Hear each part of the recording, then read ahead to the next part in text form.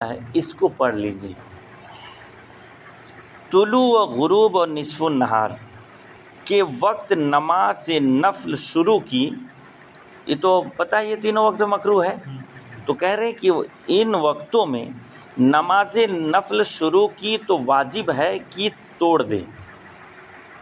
سمجھ رہے ہیں؟ اب دیکھیے حکم کتنا سخت، مکروہ وقت میں کراہت آیا تو نفل نماز اگر کوئی پڑھتا ہے تو اس کو توڑنے کا حکم دیا جا رہا ہے کہ توڑ دے، اور وقت غیر مکروہ میں قضا پڑھے، توڑ تو دیا تو توڑنا بھی واجب اور ادا کرنا بھی واجب دوسرے وقت میں، ہے نا۔ اور دوسرے وقت مکروہ میں قضا پڑھی جب بھی ہو گئی۔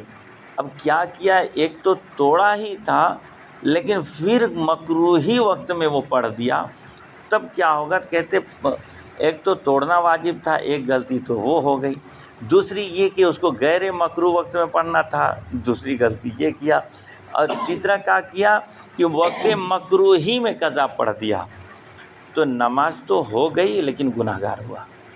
وہی کہہ رہے ہیں کہ دوسرے وقت مکروہ میں قضا پڑھی جب بھی ہو گئی مگر گناہ ہوا، اور پوری کر لی تو ہو گئی مگر وقت مکروہ میں پڑھنے کا گناہ ہوا، بلا وجہ شرعی نفل شروع کر کے توڑ دینا حرام ہے۔